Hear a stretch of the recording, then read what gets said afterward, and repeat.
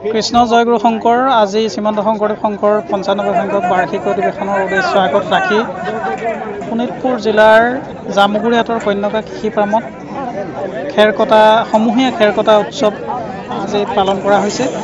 আজি সকলো তেজপুৰ জিলা শাখাৰ সকলো বাপ বান্ধৱ আই মাতৃ স্বতঃস্ফূৰ্তভাৱে ওলাই আহিছে। আপোনালোকে দেখিছে কি এক পৰিৱেশ হৈছে। হাজাৰ হাজাৰ ভক্তপ্ৰাণ ৰাইজ এয়া ভৰলী নৈৰ পাৰত কন্যকা কৃষিফাৰ্মত খেৰ কটাৰ অন্তত সকলো এসাঁজ লগে ভাগে খাবৰ বাবে সমবেত হৈছে। এটা খুব সুন্দৰ দৃশ্য আপোনালোকে দেখা পাব। সকলো ভক্তপ্ৰাণ ৰাইজ ভকত বৈষ্ণৱ একত্ৰিত হৈছে। উদ্দেশ্য এটাই যে 95 সংখ্যক যে বাৰ্ষিক অধিৱেশন অনাগত তেজপুৰ জিলাত অনুষ্ঠিত হ'ব শ্ৰীমন্ত শংকৰদেৱ সংঘৰ, সেই অনুষ্ঠানভাগ যাতে সফল কাম হয় তাৰে উদ্দেশ্য আগত ৰাখি প্ৰথমবাৰ যি খেৰকটা উৎসৱ, সেই খেৰকটা উৎসৱ আৰম্ভ কৰা হৈছে। কিছু আগৰ পৰাই কৰা হৈছে। আপোনালোকে দৃশ্যটো দেখিছে কিমান ভক্তপ্ৰাণ ৰাইজ এনেদৰে সমবেত হৈছে।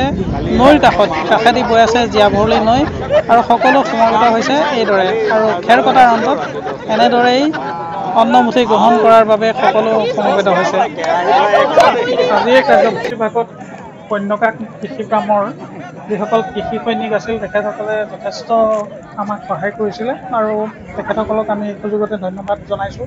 আপোনালোকে দেখিছে পৰিৱেশটো কি ধৰণৰ এটা সুন্দৰ পৰিৱেশলৈ ৰূপান্তৰিত হৈছে। আৰু এনেদৰেই আমি সকলোৱে আশা কৰিছোঁ যে অনাগত যি 95 সংখ্যক বাৰ্ষিক অধিৱেশন শোণিতপুৰ জিলাৰ জামুগুৰিহাটৰ ঢলাইপুৰত অনুষ্ঠিত হ'ব, এনেদৰে সফল হ'ব। আজি প্ৰথম পদক্ষেপেই খুব এটা সফল ৰূপ পাইছে। এটা আজি খেৰকটা উৎসৱলৈ আহিল। জয়গুৰু শংকৰ কৃষ্ণ। মই আৰু পাওঁনে নেপাওঁ, বুঢ়া মানুহ 79 বছৰ বয়স, সেইকাৰণে খেৰকটা মহোৎসৱ চাবলৈ আহিলোঁ।